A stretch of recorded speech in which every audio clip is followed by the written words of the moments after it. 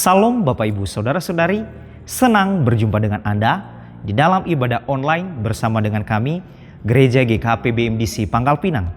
Bila ibadah ini telah menjadi berkat bagi Anda, silakan Bapak Ibu Saudara-saudari membagikan link ibadah ini kepada keluarga, teman, atau kerabat Anda. Berikut MDC News.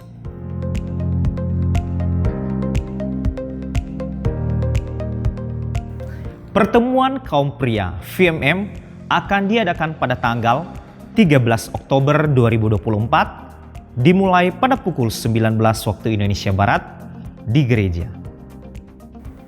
Dalam rangka ulang tahun GKP BMDC Pangkal Pinang yang ke-21 pada bulan Oktober, kita akan mengadakan bansos pada hari Minggu tanggal 20 Oktober 2024 bagi Bapak Ibu Saudara-saudari yang ingin berpartisipasi dalam bentuk sembako. Silakan menghubungi Bapak Roy Halawa. Donor darah akan diadakan pada hari Minggu tanggal 20 Oktober 2024. Silakan Bapak Ibu Saudara-saudari mendaftarkan diri kepada Bapak Roy Halawa. Kelas Pemuridan Hidup dalam Kerajaan Allah atau Dasar Kekristenan DK Angkatan ke-46 diadakan setiap hari Minggu dimulai pada pukul 11 waktu Indonesia Barat setelah ibadah kedua selesai. Kelas Pemuridan Pola Hidup Berjemaat atau HB Angkatan ke-45 diadakan setiap hari Minggu dimulai pada pukul 11 waktu Indonesia Barat setelah ibadah kedua selesai. 1 jam dalam hadirat Tuhan menjadikan 23 jam hidup bermakna. Mari mengalaminya melalui keintiman dengan Tuhan, melalui embun surgawi yang diadakan setiap hari Selasa dan Kamis, dimulai pada pukul 5 sampai pukul 6 waktu Indonesia Barat, yang dilaksanakan secara online melalui Zoom Meeting. Doa meneduhkan jiwa diadakan setiap hari Rabu, dimulai pada pukul 11 sampai pukul 12 waktu Indonesia Barat, yang dilaksanakan secara onsite di gereja. Dan bermalam di hadiratnya diadakan setiap hari Jumat, dimulai pada pukul 19 sampai 20.30 waktu Indonesia Barat, yang dilaksanakan secara onsite di gereja. Kegiatan kesan diadakan setiap hari Selasa, Rabu, Kamis, dan hari Minggu, dimulai pada pukul 19 waktu Indonesia Barat. Untuk mengetahui info lebih lanjut, silakan menghubungi ketua kesan masing-masing. Bagi Bapak Ibu Saudara-saudari yang akan memberikan persembahan umum, persembahan persepuluhan dan persembahan misi, serta persembahan untuk pembangunan, silakan mentransfer ke rekening yang tertera di layar.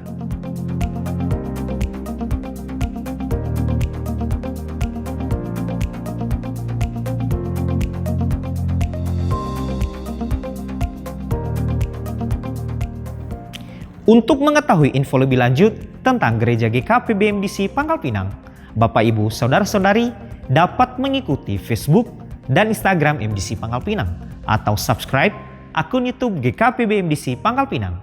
Demikian info tentang Gereja GKP BMDC Pangkal Pinang, dan selamat beribadah. Tuhan Yesus memberkati. Haleluya, mari kita bersyukur bahwa segala kebaikan Tuhan dan anugerahnya kekal selamanya. Haleluya.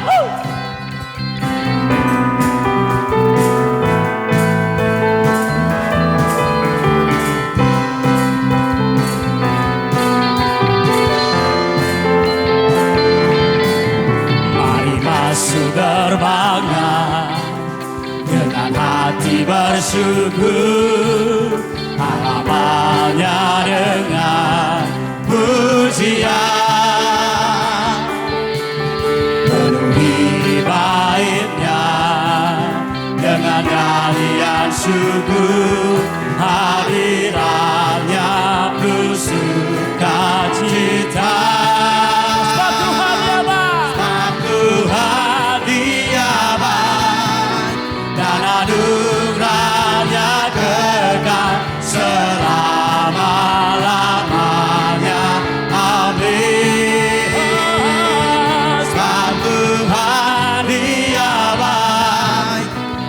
Anugerahnya kekal selamanya.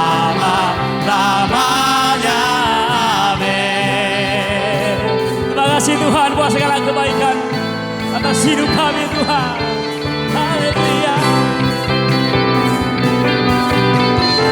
Mari kita sama-sama katakan, mari masuk gerbangnya dengan hati bersyukur, harapannya dengan pujian,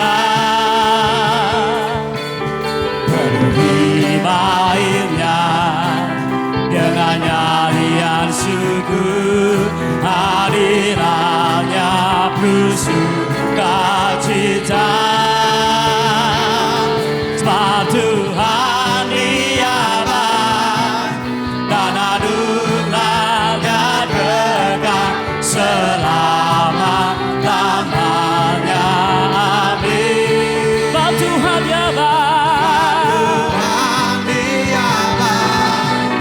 dan anugerahnya kekal selama-lamanya. Amin.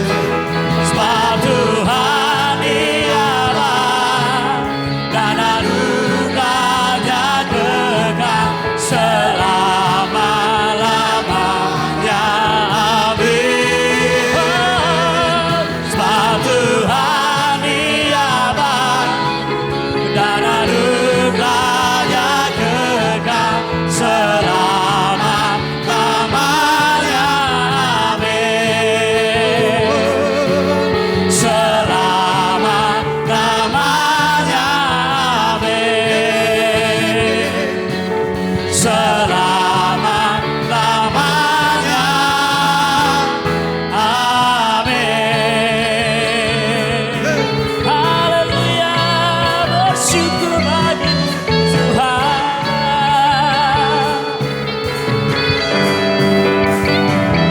Dengan suara-suara bagi Tuhan kita. Haleluya. Haleluya. Terima kasih Tuhan. Amin. Sungguh nyata kasih Tuhan di dalam hidup kita. Amin. Haleluya. Lebih lagi bersorak-sorak bagi Dia, sebab Dia adalah Tuhan yang memilih hidup kita, yang mengorbankan hidupnya demi kita. Yeay.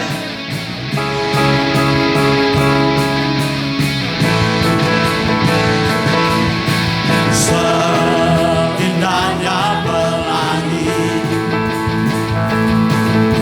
secerahnya mentari, namun Kau yang terindah. Amin. Hanya Kau yang termegah. Amin. Yes. Walau badai bernada dan bumiku bergoncang, namun Kau kan setia menjagaku selamanya. Semuanya katakan, sungguh nyata kasih-Mu di sepanjang hidupku. Dengan darah-Mu Kau terus bersatu. Sungguh nyata kasih-Mu di sepanjang hidupku. Senam hatiku hanyalah untuk-Mu. Yeah.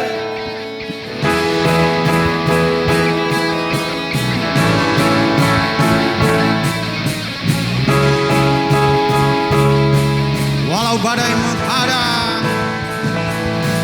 walau badai menghadang, dan bumi pun bergoncang. Yes. Namun Kau kan setia menjagaku selamanya. Yes. Sungguh nyata kasih-Mu di sepanjang hidupku.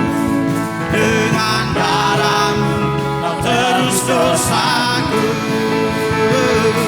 Sungguh nyata kasih-Mu di sepanjang hidupku. Senam hatiku hanyalah untuk-Mu. Yeah. Raja.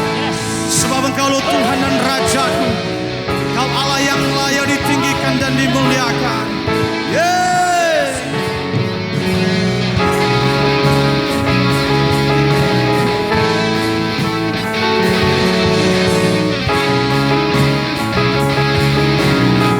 Sama-sama katakan. Sungguh nyata kasih-Mu di sepanjang hidupku. Dengan darah-Mu Kau tebus dosa. Sungguh nyata kasih-Mu, sungguh nyata kasih-Mu di sepanjang hidupku. Senam hatiku hanyalah untuk-Mu. Sungguh nyata kasih-Mu di sepanjang hidupku. Senam hatiku Kau tebus dosaku. Sungguh nyata kasih-Mu di sepanjang hidupku. Senam hatiku hanyalah untuk-Mu.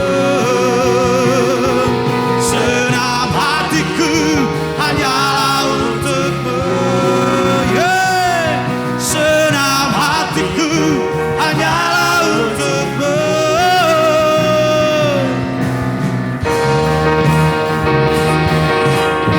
Haleluya. Haleluya. Sungguh tak terlukiskan kasih-Mu di dalam hidup kami Tuhan. Engkau Allah yang sungguh baik. Haleluya.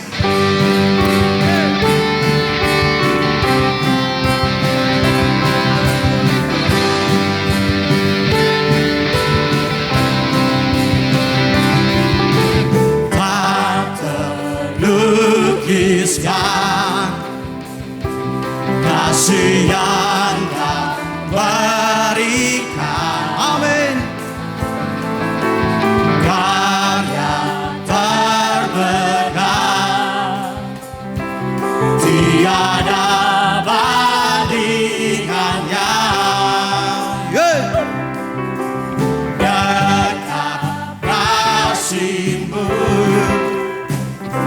setia menjagaku.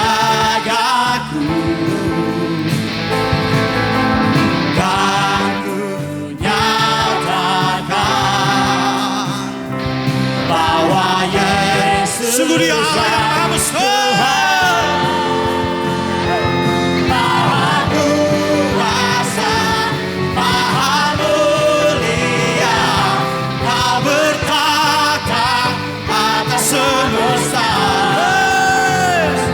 Maha Kuasa, Maha Mulia, kudus sekarang sampai selamanya. Sungguh Dia Allah yang besar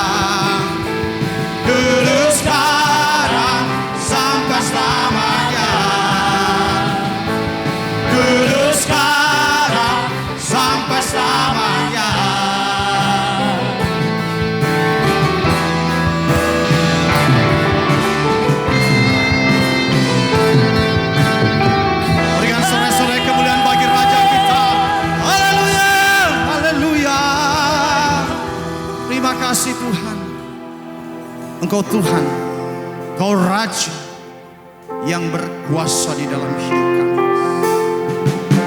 Dan bila segenap nafas kami hanya menyembah Engkau Tuhan, sebab Engkau sumber segalanya di dalam hidup kami. Terima kasih Tuhan, terima kasih. Haleluya. Oh haleluya.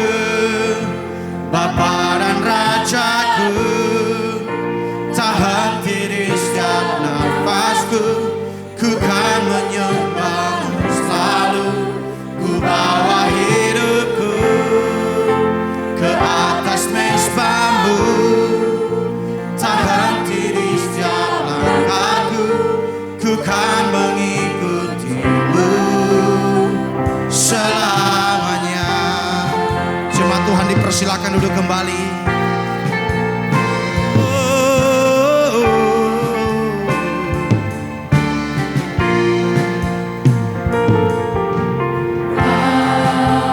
Aku milikmu,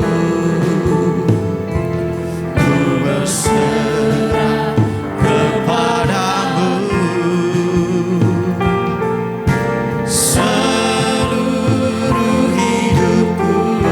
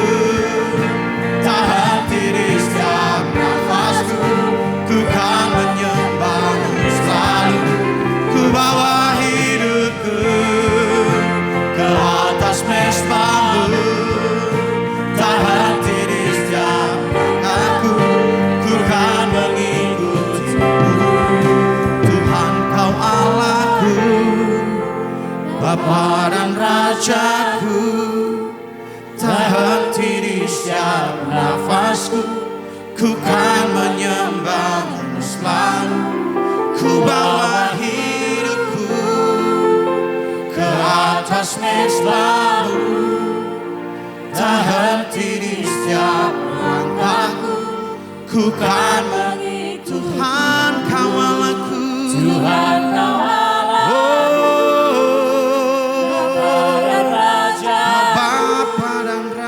Henti di setiap nafasku, ku kan menyembah. Haleluya. Ku bawa hidupku ke atas mezbahu. Tak henti di setiap langkahku. Ku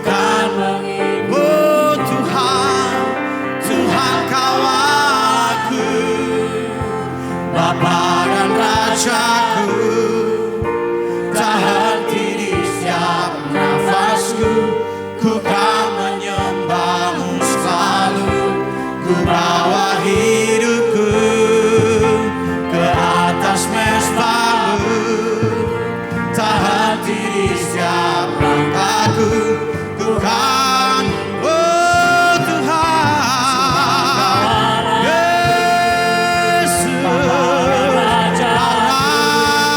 Rajaku, tak henti di setiap nafasku, hanya menyembahmu Tuhan. Haleluya, haleluya, Yesusku, Tuhan kawal aku, Bapa dan Rajaku, tak henti di setiap nafasku, ku kan menyembahmu selalu. Ku bawa hidupku ke atas mezbahmu, tak henti di setiap langkahku, ku kan mengikutimu selamanya.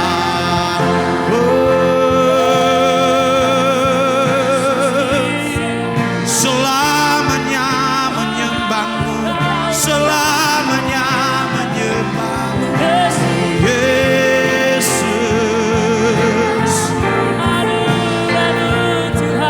Sembah kau Tuhan, ku sembah kau, tinggikan namamu.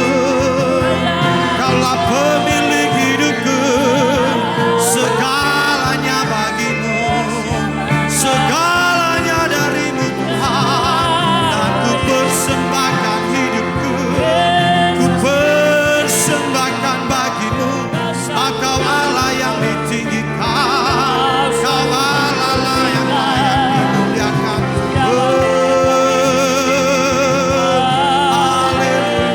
Haleluya, haleluya, haleluya, sebab Engkau yang layak ditinggikan di dalam hidup kami, sebab Engkaulah menciptakan hidup kami, Kau bawa kami di dalam rencana-Mu yang indah. Terima kasih.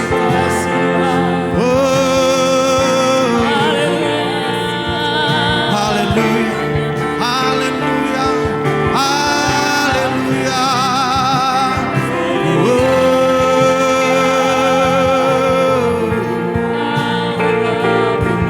Terima kasih, terima kasih Yesus.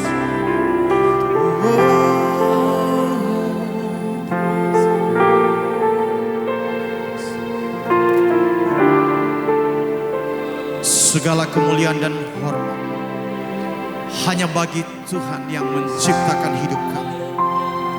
Engkau Allah yang bertahta di atas alam semesta, dan Engkau jadikan kami anak-anak-Mu, agar kami memancarkan kasih Kristus di tengah-tengah dunia ini. Segala sesuatunya berasal dari Tuhan, dan biarlah kami persembahkan semuanya itu hanya bagi kemuliaan.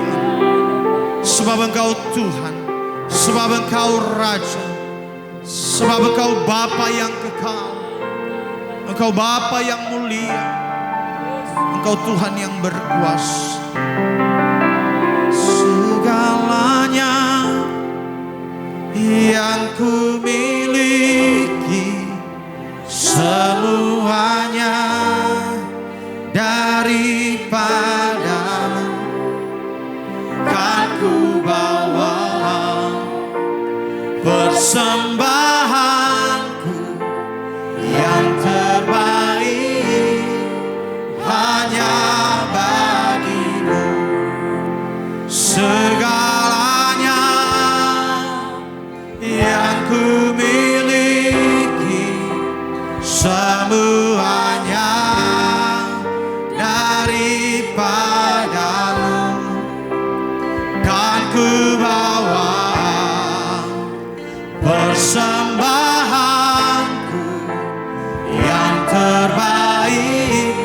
hadirat Tuhan, mari kita berdiri bersama-sama.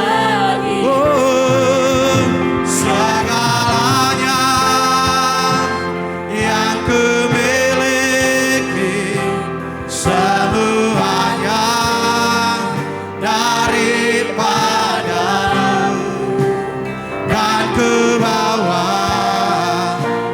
persembahanku yang terbaik hanya bagimu. Salam Ibu Bapak, Saudara-saudari yang saya kasihi di dalam Kristus Yesus Tuhan kita. Di sepanjang bulan September ini kita belajar tema kebenaran firman Tuhan. I will never fail you. Aku tidak pernah mengecewakanmu. Dan minggu ini dalam topik siapakah yang akan dapat melawanmu? Who will be against you? Dunia ini tak pernah menjanjikan sesuatu yang membuat kita hidup dalam damai dan tenang.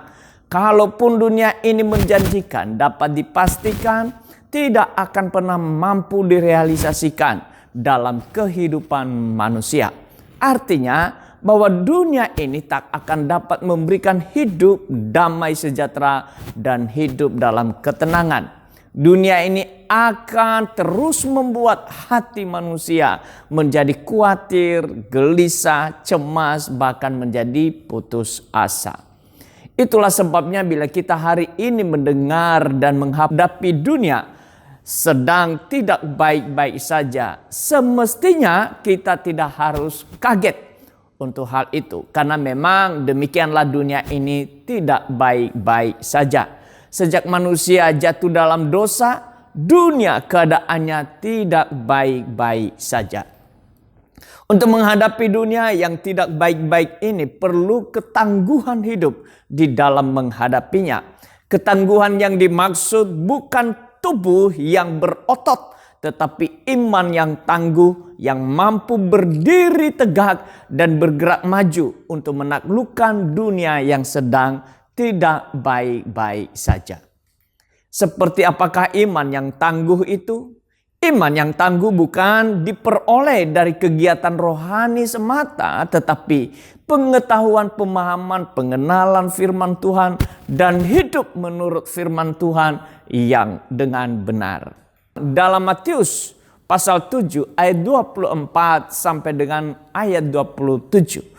Tuhan Yesus mengajarkan kepada murid-muridnya dan juga kepada kita orang-orang percaya hari ini. Bagaimana membangun kehidupan yang kokoh, kuat dan berkemenangan. Walaupun menghadapi badai topan kehidupan, hidupnya kokoh dan kuat, tidak hancur. Matius 7 ayat 24 sampai 27 saya bacakan kepada kita.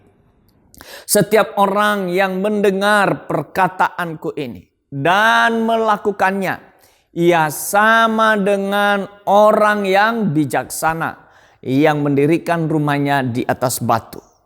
Kemudian turunlah hujan dan datanglah banjir, lalu angin melanda rumah itu. Tetapi rumah itu tidak rubuh sebab didirikan di atas batu.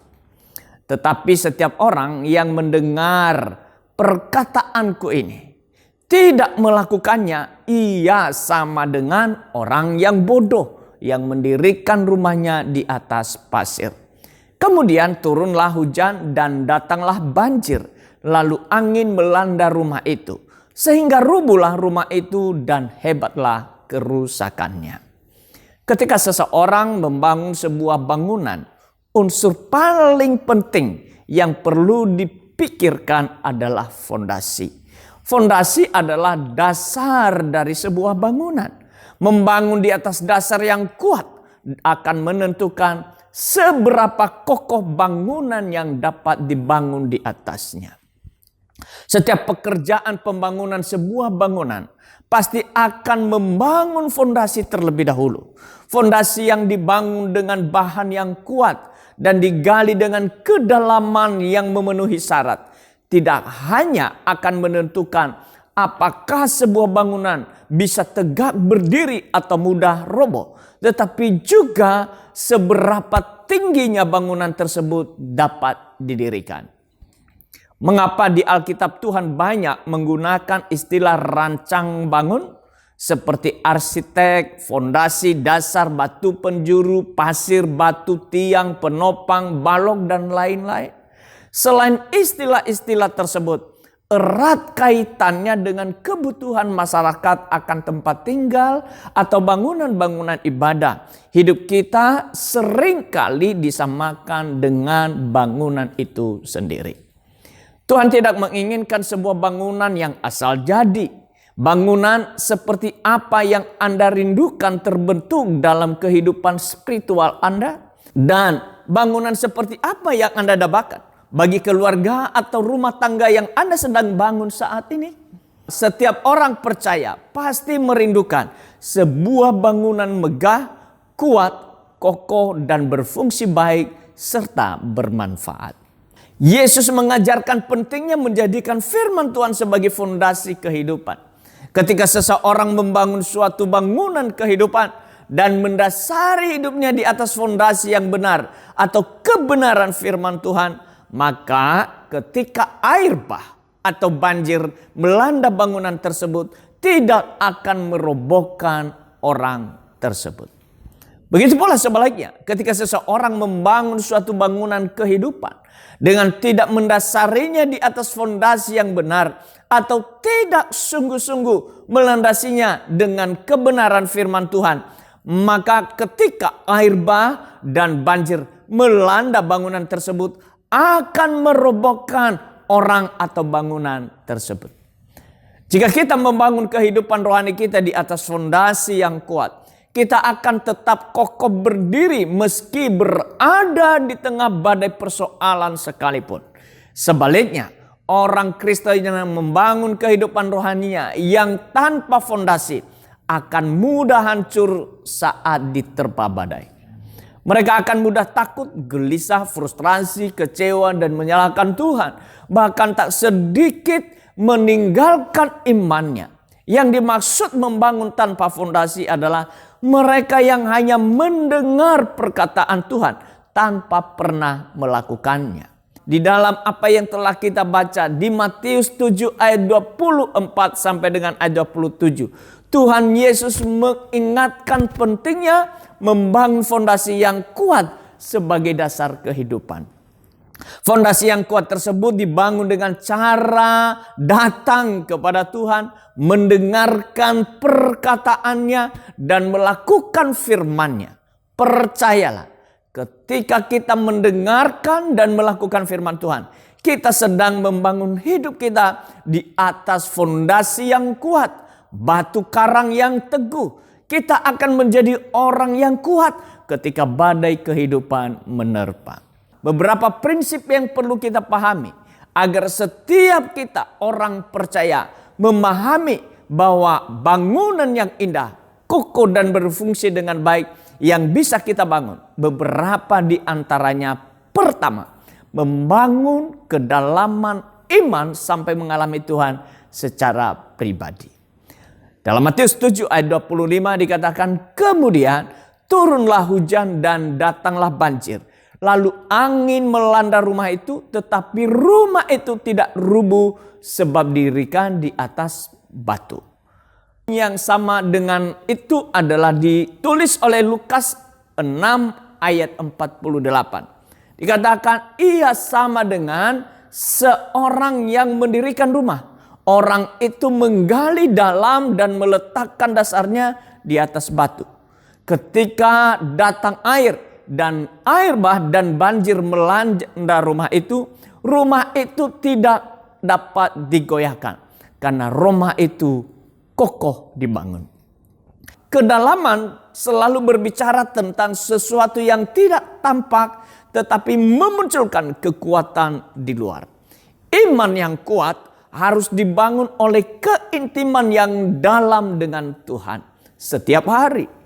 Semakin dalam kita membangun kedalaman atau keintiman dengan Tuhan, percayalah hidup kita akan semakin indah dan megah serta kuat.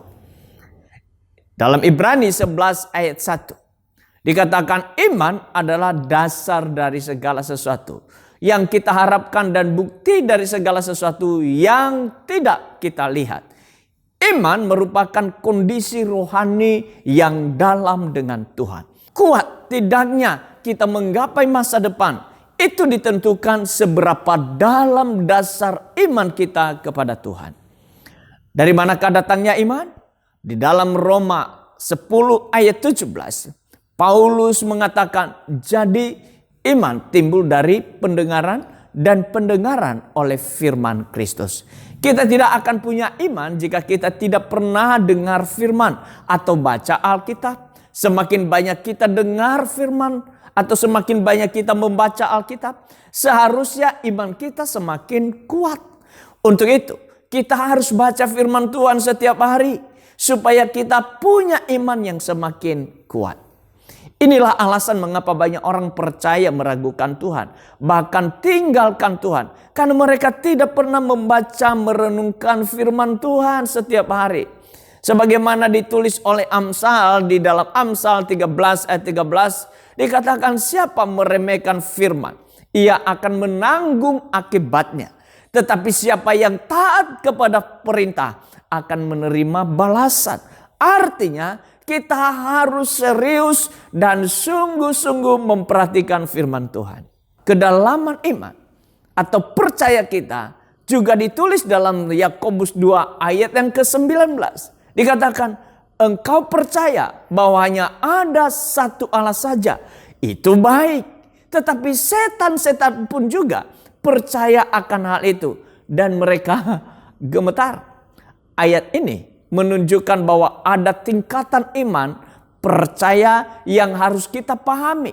Bahwa tingkat percaya kita kepada Tuhan harus lebih dalam daripada tingkat percayanya setan.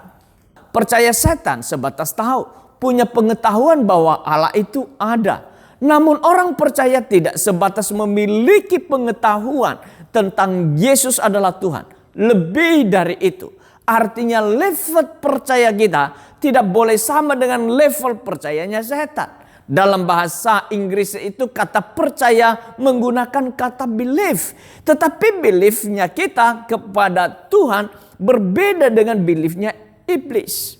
Sebab di dalam beliefnya kita terdapat unsur yang lebih dalam yaitu trust. Mempercayai. Trust berbicara tentang menerima dan menyerahkan hidup kepada Yesus Kristus sebagai Raja penguasa tunggal atas hidup kita. Dengan kata lain, bahwa satu-satunya yang berdaulat atas hidup kita adalah Yesus Kristus. Trust inilah kedalaman iman kita kepada Tuhan. Sebagai contoh, kedalaman percayanya Abraham sebagaimana yang ditulis oleh Rasul Paulus dalam Roma 4 ayat 18 sampai 22. Terjadi peningkatan iman percaya dari Abraham. Dari kondisi yang mustahil, tidak ada dasar untuk berharap. Tetapi Abraham berharap juga dan percaya bahwa ia akan menjadi bapa banyak bangsa. Meskipun hari demi hari dilalui dengan kemustahilan, namun iman Abraham tidak menjadi lemah. Walaupun ia mengetahui bahwa tubuhnya sudah sangat lemah karena usianya telah kira-kira 100 tahun. Dan bahwa rahim Sarah telah tertutup. Mengapa iman Abraham tidak menjadi lemah? Sebab terhadap janji Allah ia tidak bimbang karena ketidakpercayaan. Malah ia diperkuat dalam imannya dan ia memuliakan Allah dengan penuh keyakinan bahwa Allah berkuasa melaksanakan apa yang telah ia janjikan. Dalam hal ini Abraham memiliki kedalaman percaya yang penuh trust yang diperhitungkan kepadanya sebagai kebenaran. Ia disebut sebagai bapa orang percaya. Ketika kita membangun kedalaman percaya yang penuh kepada Tuhan, maka sebagaimana Abraham semakin diperkuat imannya dan memuliakan Tuhan, percayalah iman kita pun akan semakin kuat di dalam Tuhan. Sehingga hidup kita dapat memuliakan Tuhan, tidak pernah mempermalukan Tuhan. Contoh kedua adalah kedalaman percayanya Maria, saudaranya Lazarus. Sebagaimana yang dituliskan dalam Yohanes 11 ayat 1 sampai 44. Ketika Tuhan Yesus datang setelah 4 hari, Lazarus mati. Marta dan Maria mengeluarkan perkataan yang sama. Di ayat 21 dan di ayat 32. Dikatakan di sana, Tuhan sekiranya engkau ada di sini, saudaraku pasti tidak mati. Meskipun respon Marta dan Maria sama, namun tingkat kedalaman percaya mereka berbeda. Ketika Tuhan Yesus berkata bahwa Lazarus akan bangkit, Marta percaya sebatas pengetahuannya bahwa akan ada kebangkitan orang-orang mati pada akhir zaman. Tetapi Maria mempercayainya. Kedalaman iman mempercayakannya kepada Tuhan telah membuat Tuhan Yesus terharu dan masgullah hatinya sehingga Lazarus dibangkitkannya. Contoh ketiga adalah kedalaman percaya Petrus yang dituliskan dalam Matius 14 ayat 25 sampai dengan ayat 28. Ketika perahu para murid sedang diombang-ambingkan gelombang karena angin sakal, datanglah Yesus kepada mereka berjalan di atas air. Ketika murid-muridnya melihat dia berjalan di atas air, mereka terkejut dan berseru, "Itu hantu!" Lalu berteriak-teriak karena takut. Tetapi segera Yesus berkata kepada mereka, "Tenanglah, aku ini, jangan takut." Lalu Petrus berseru dan menjawab dia, "Tuhan, apabila engkau itu, suruhlah aku datang kepadamu berjalan di atas air." Kata Yesus, "Datanglah." Maka Petrus turun dari perahu dan berjalan di atas air mendapatkan Yesus. Mengapa dari 12 murid yang berada di perahu, hanya Petrus yang merespon perkataan Tuhan turun berjalan di atas air? Sebab Petrus memiliki kedalaman iman. Dalam Ibrani 11 ayat 6 Rasul Paulus mengatakan, tetapi tanpa iman tidak mungkin orang berkenan kepada Allah. Sebab barang siapa berpaling kepada Allah, ia harus percaya bahwa Allah ada. Dan bahwa Allah memberi upah kepada orang-orang sungguh-sungguh mencari dia. Kedalaman iman berbicara dua hal. Yaitu pertama Bapak Ibu, kita percaya bahwa Tuhan itu ada. Dan kedua, kita sungguh-sungguh cari Tuhan. Untuk itu, mari kita renungkan. Sudah sampai di tingkat manakah percaya kita kepada Tuhan? Apakah belief atau trust? Apakah kita hanya sibuk mengurusi hal-hal yang tampak luar daripada fokus membangun kedalaman dengan Tuhan? Mari belajar memperbaiki dasar iman kita dengan membangun kedalaman, yaitu trust kita kepada Tuhan. Bagian yang kedua adalah pentingnya kita mendengar, merenungkan dan melakukan firman Tuhan. Sebagaimana yang ditulis dalam Matius 7 ayat 24 dikatakan, setiap orang yang mendengar perkataanku ini dan melakukannya, ia sama dengan orang yang bijaksana yang mendirikan rumahnya di atas batu. Di dalam Lukas 6 ayat 46 ditulis, mengapa kamu berseru kepadaku, Tuhan, Tuhan, padahal kamu tidak melakukan apa yang aku katakan. Tuhan memiliki rancangan damai sejahtera bagi kita anak-anaknya. Dan bukan rancangan kecelakaan. Untuk memberikan kita hari depan yang penuh harapan. Tuhan menghendaki agar kita mengalami terobosan dan bukan stagnan. Kesembuhan bukan sakit penyakit. Kekuatan dan kesehatan, berkat dan bukan kutuk. Tetapi untuk menikmati semua berkat itu, maka Tuhan memberikan instruksi kepada kita. Bahkan instruksi itu sudah Tuhan berikan kepada kita setiap kali kita mendengar dan merenungkan firman-Nya. Instruksi itu juga adalah makanan rohani, kekuatan supranatural, kesembuhan, pedang bermata dua yang mengoreksi banyak hal dalam hidup kita. Dengan semua instruksi melalui firman yang Tuhan berikan kepada kita. Ia ingin supaya kita dibangkitkan kembali dan berkemenangan. Karena kita sudah ditentukan lebih daripada orang-orang yang menang. Ya, karena Dia dalam Kristus Yesus kita telah memperoleh kemenangan. Itu sebabnya Tuhan Yesus mengumpamakan hidup kita sama seperti seorang yang mendirikan rumahnya di atas batu. Setiap kali kita mendengarkan firman Tuhan dan melakukannya, sehingga di saat badai topan dan banjir melanda, rumah itu tidak menjadi rubuh ataupun rusak. Setiap firman Tuhan yang kita dengar dan renungkan sangat berharga karena berkuasa di dalam hidup kita. Oleh sebab itu, tangkaplah dan lakukanlah dengan taat. Dalam kisah ini Tuhan Yesus sedang mengajarkan kepada kita bahwa setiap kali Tuhan memberikan instruksi melalui firman-Nya, maka ada dua golongan orang yang akan meresponinya. Orang yang mendengar dan melakukannya, dan orang yang mendengar tetapi tidak melakukannya atau tidak taat. Dalam masa-masa krisis, kesulitan dan pergumulan akan jelas kelihatan siapa kita dan bagaimana kita telah mendirikan hidup kita. Rasul Paulus menuliskan surat kepada anak rohaninya, kepada Timotius yang dituliskan dalam Timotius 4 ayat 7.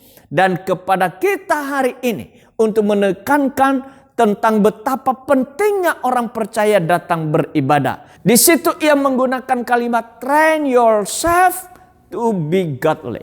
Kata train artinya latihlah, menggunakan kata asli gymnase, seperti kepada atlet gimnastik.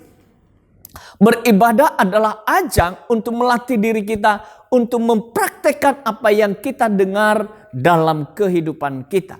Jadi ketika seseorang percaya datang beribadah, ia sudah harus datang dengan suatu kesiapan, yaitu berlatih dan dilatih mempraktikkan firman yang ia dengar. Bukan untuk sekedar menghibur telinga dengan khotbah-khotbah yang indah dan membuat kita ketawa.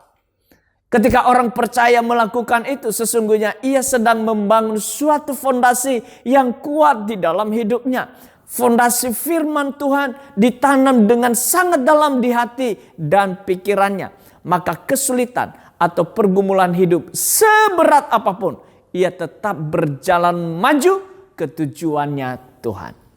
Sebaliknya, jika seseorang mendasari hidupnya di atas fondasi yang bersifat fana, seperti kepandaian, kekayaan, jabatan, dan lain sebagainya, maka meskipun dari luar hidupnya kelihatan seperti bangunan yang megah dan kokoh, tetapi ketika goncangan datang, maka hidupnya mudah goyah bahkan roboh. Fondasi iman dibentuk dari ketaatan orang percaya melakukan firman Tuhan.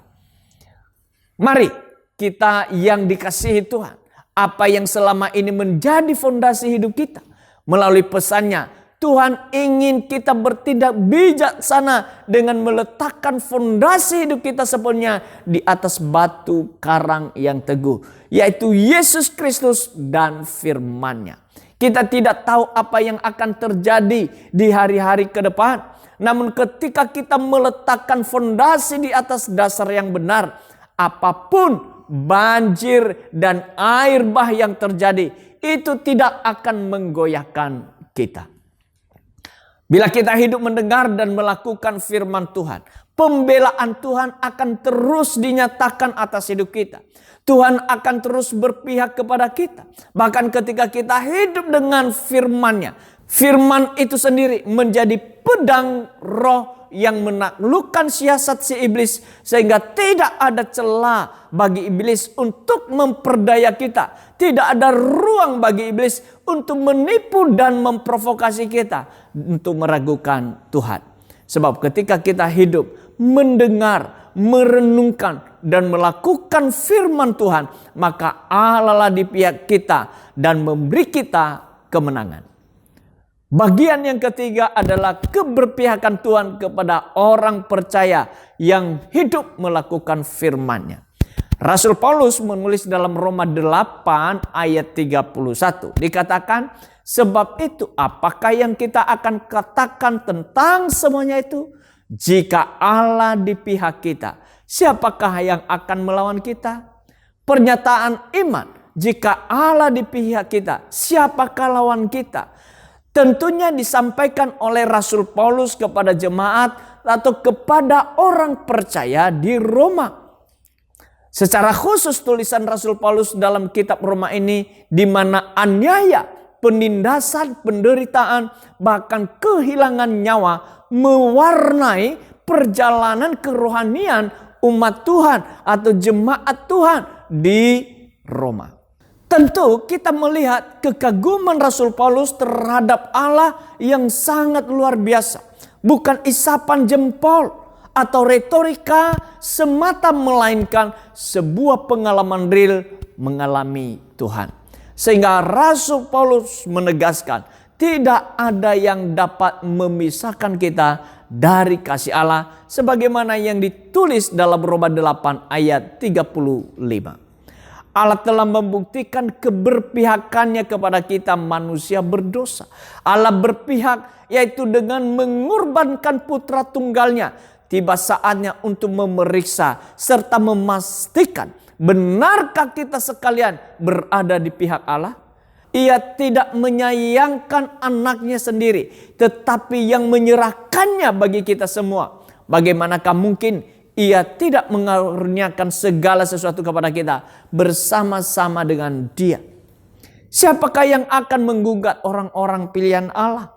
Allah yang membenarkan mereka? Siapakah yang akan menghukum mereka? Kristus Yesus yang telah mati, bahkan lebih lagi yang telah bangkit, yang juga duduk di sebelah kanan Allah, yang malah menjadi pembela bagi kita. Siapakah yang akan memisahkan kita dari kasih Kristus?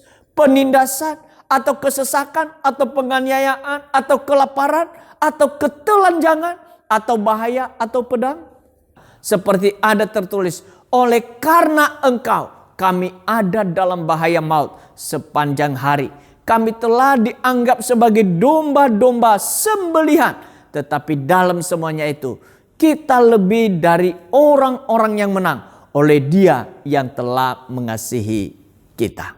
Roma 8 ayat 38 sampai 39 ditulis begini. Sebab aku yakin bahwa baik maut maupun hidup, baik malaikat-malaikat maupun pemerintah-pemerintah, baik yang ada sekarang maupun yang akan datang, atau kuasa-kuasa, baik di atas maupun yang di bawah, ataupun sesuatu makhluk lain, tidak akan dapat memisahkan kita dari kasih Allah yang ada dalam Kristus Yesus Tuhan kita. Kita adalah umat pemenang karena Allah telah memberikan kepada kita rahmat dan anugerah penebusan oleh pengorbanan Tuhan Yesus di kayu salib. Karena rahmat dan anugerah dari Allah itu, kita dipilih, kita dibenarkan, kita tidak akan dihukum, dan Tuhan Yesus menjadi pembela bagi kita saat menghadapi tantangan, tekanan, dan cobaan apapun. Mari kita bersyukur untuk semua anugerah dan rahmat yang Tuhan Yesus berikan kepada kita untuk menjadi umat pemenang di dalam Dia. Karena itu mari kita terus membangun kedalaman iman kita kepada Tuhan dengan mendengar, merenungkan, dan melakukan firman Tuhan. Serta berpegang teguh kepada jaminan Allah bahwa Allah di pihak kita. Tak ada satupun yang dapat melawan kita. Dialah yang menjadikan kita menjadi pemenang. Immanuel. Mari kita berdoa. Tuhan Yesus, sungguh Engkau baik dalam hidup kami. Di tengah segala keberadaan kami di dunia ini. Dan di tengah keadaan dunia yang sedang tidak baik-baik saja. Engkau telah menyatakan kuasa-Mu di dalam kehidupan kami. Dan bahwa kami dapat hidup tangguh di dalam menghadapi semuanya itu. Ketika kami hidup, mendengarkan dan melakukan firman-Mu. Dan Engkau Allah yang hidup, yang membela kami, yang berpihak kepada kami. Ketika kami ada di tengah-tengah dunia yang tidak mudah ini, pembelaan Tuhan senantiasa ada bagi kami untuk Engkau menjadikan kami sebagai pemenang. Tuhan, kami bersyukur karena Allah yang hidup, yang senantiasa menyertai kami, yang memelihara dan menjaga kami, dan yang tidak pernah membiarkan kami sedetik pun. Perlindungan-Mu sungguh nyata bagi kami sampai hari ini dan untuk selamanya. Engkau yang berada di depan kami, Engkau yang ada dalam hidup kami, untuk menuntun setiap langkah demi langkah kami dalam rancangan indah-Mu yang telah Tuhan siapkan dan sediakan bagi kami, dan oleh kekuatan yang daripada-Mu juga Tuhan, untuk kami dapat memperoleh setiap penyediaan-Mu atas hidup kami, sampai kami hidup di dalam kekekalan.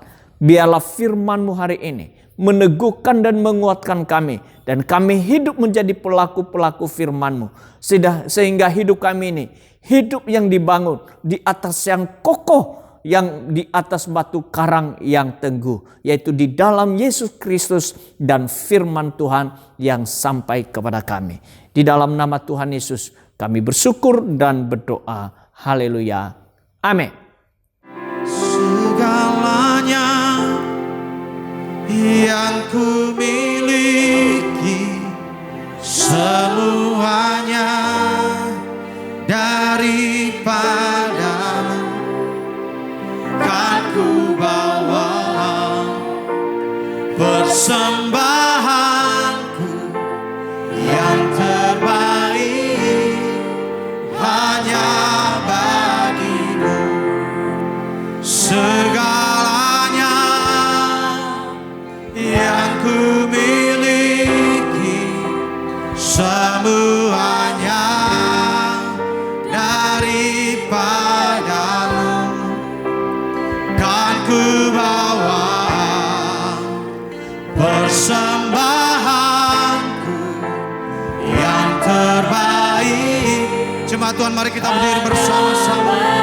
Oh, segalanya yang ku miliki, semuanya daripada-Mu, kan ku bawa persembahanku yang terbaik hanya bagi-Mu.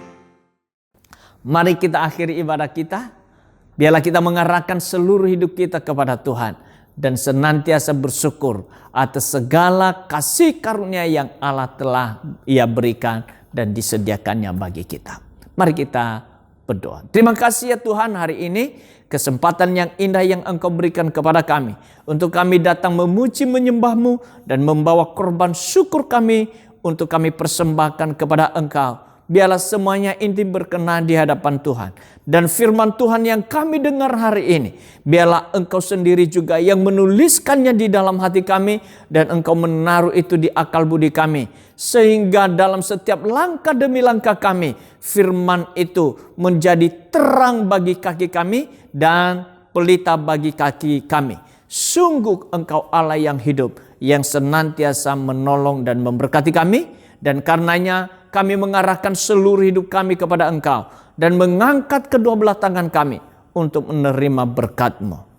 Terimalah berkat dari Allah Bapa yang mengasihi Engkau dalam Kristus Yesus Tuhan kita, dan di dalam persekutuan Roh Kudus yang menyertai, memimpin dan menuntun langkah demi langkah-Mu, sehingga apapun yang Engkau buat, dibuatnya Engkau berhasil dan beruntung. Tuhan memberkati Engkau dan melindungi Engkau. Tuhan menyinari Engkau dengan wajah-Nya dan memberikan Engkau kasih karunia-Nya. Tuhan menghadapkan wajah-Nya kepadamu dan memberikan Engkau damai sejahtera hari ini sampai untuk selamanya. Di dalam nama Tuhan Yesus Kristus yang diberkati Tuhan berkata bersama, amin. Selamat hari Minggu, Tuhan Yesus memberkati.